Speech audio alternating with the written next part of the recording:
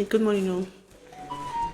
Okay, we continue from on our book reading this morning, The Toyota Way to Service Excellence by Jeffrey L. Liker and Karen Ross.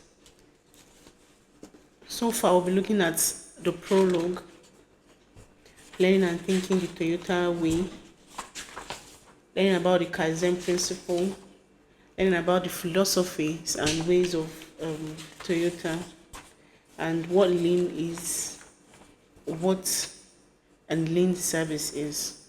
So today we'll start chapter 1 proper, where it's going to be teaching us or telling us what service excellence is. Remember, I said the Toyota way to service excellence. So today we'll be looking at what service excellence is in chapter 1. So we have to give people a reason to come to us and keep coming back.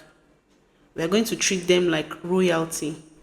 We are going to wow them and service the hell out of them and have the customers believe that the only reason we get up in the morning was on the chance that they would grace us with their patronage.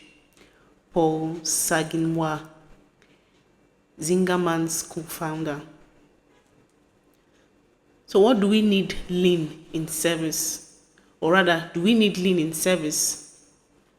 Has anyone reading this book had a service horror story you would like to share? Put another way, is there anyone who has never had a terrible, frustrating experience? Recalling this abysmal experience is easy. We wonder how many examples of excellent service our readers can come up with. Have you called your cable service provider or your electric company or the Internal Revenue Service and quickly talked to a real person who graciously and efficiently solved your problem? The answer may be that service was excellent when you were dealing with a salesperson, but terribly once you made the purchase and then had a problem. Do power outage get efficiently resolved? Is road repair efficient? When was the last time you remember passing a road repair operation, seeing people actually working? Anyone waited on the plane parked on the tarmac after the pilot explains there was a minor issue that would take minutes to fix, only to find that nobody had arrived at the plane for 30 minutes or more? I, Jeffrey, am doing that as I write this. Read any interesting magazine in an office of a doctor, dentist, or your auto repair facility while you looked at your watch and wondered when you would be served. Waited for a contractor or inspector on the existing new construction project.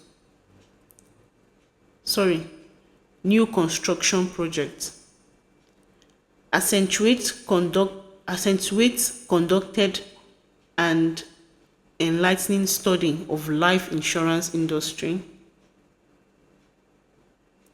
That's that bastion of service excellence.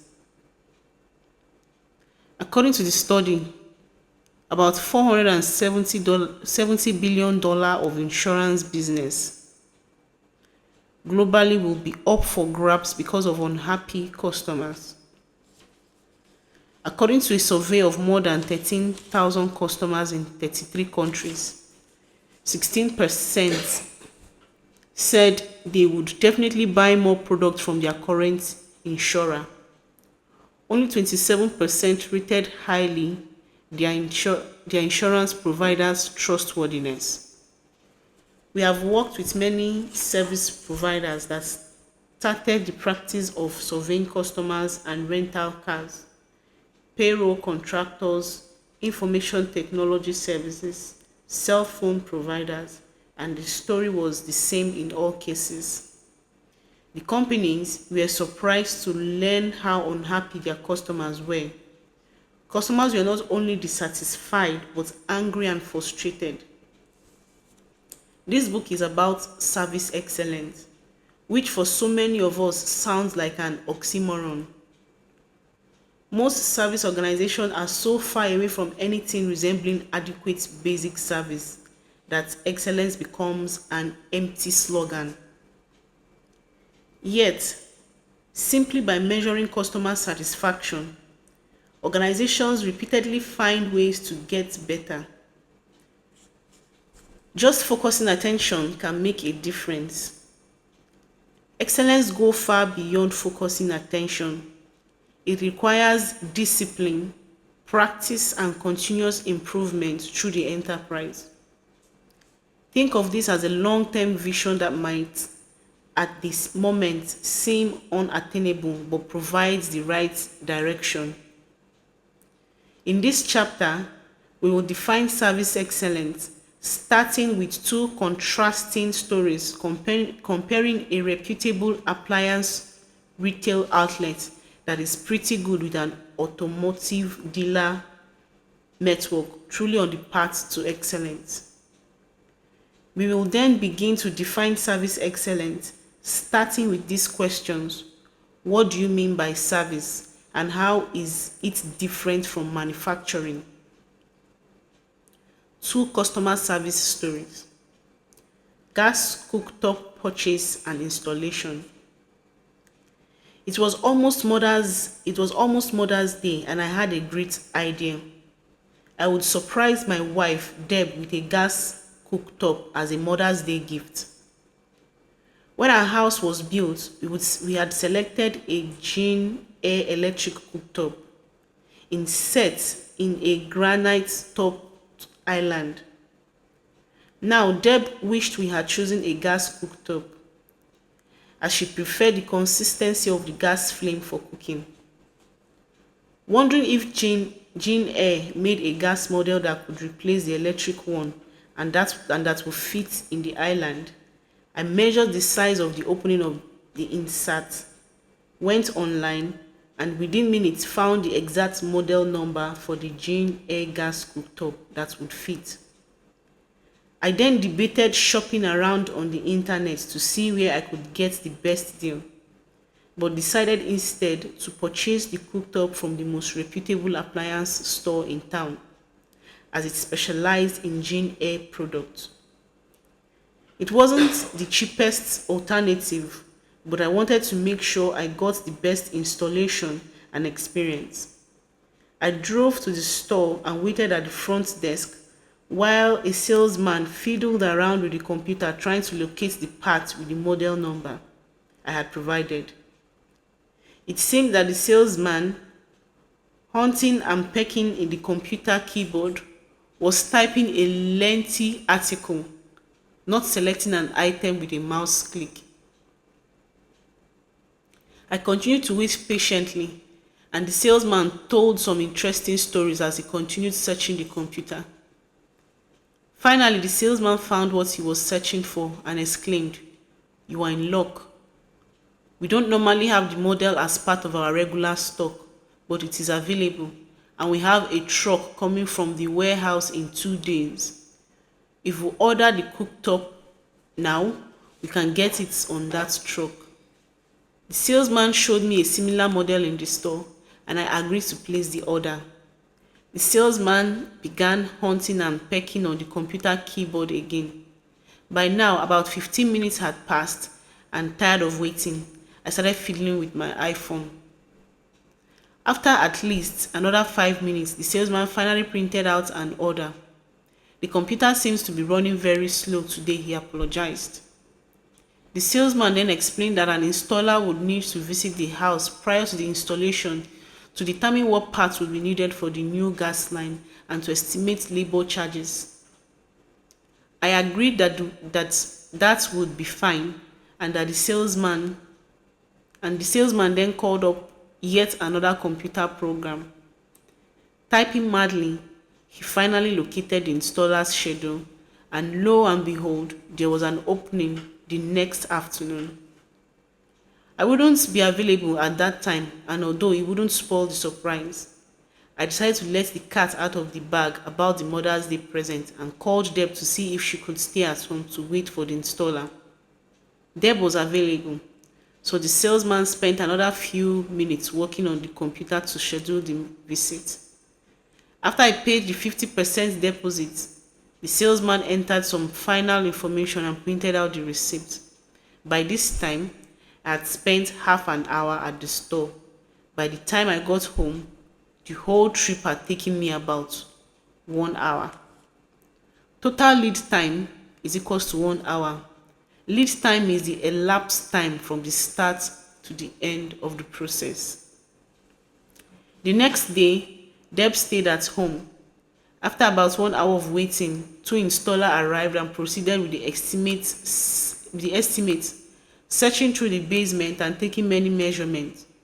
It took about 20 minutes for the installer to handwrite the type of quantity of the materials they would need, that is gas pipe, adapters, valves, etc., and calculated the estimated labor hours. Total time for the installation estimate include Deb's wait time was 1.5 hours. Total lead time 1.5 hours. I was a bit surprised to find out how much the installation would cost, but it was a Mother's Day present. So the next day, I got back in the car and drove to the store to complete the order and pay the balance. The salesman I had previously spoken with wasn't in, so I explained the situation the second time to a different salesman.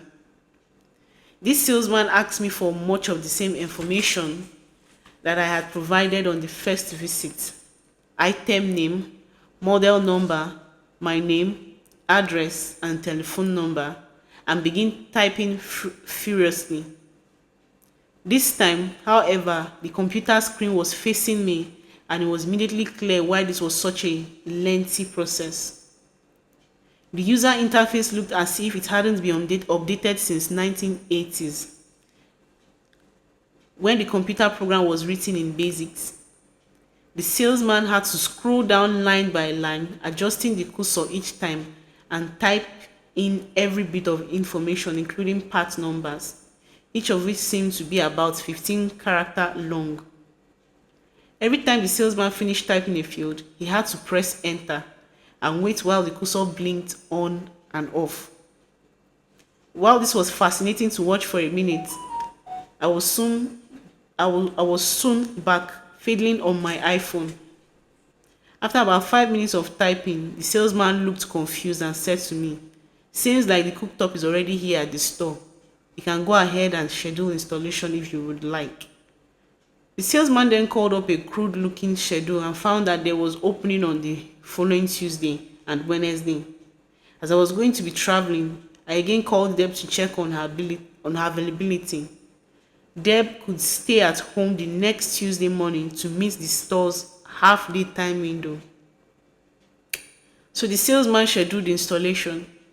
After a few minutes of typing, the salesman was ready to print the installation order and receipt. He tried to print out the documents but looked frustrated and said, "It appears we have print problems. Let's move to the front desk." At the front desk, he was able to print out the 4 documents. I paid and signed one document, and the salesman offers to staple the 3 new documents to the 2 that I already had.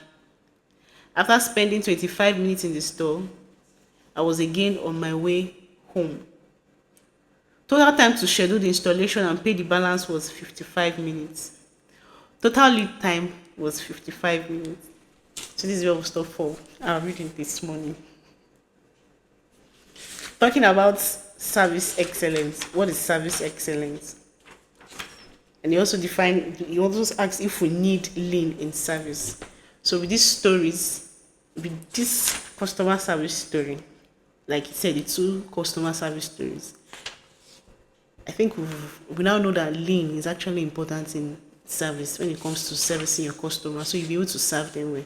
If we just go through the stories, we could see the back and forths. Printer had issues. There was no updated information about the customer. The next front desk personnel who was to attend to this client didn't have a previous information or had an information forehand for this customer who had already come before. So all these things make customers get tired. They tend to spend hours on the line, just like in the bank. You know why? There are so many people that don't like going to the bank because they like, I'm going to stand for hours on the line and stuff like that. So lean is actually very, very important when it comes to service.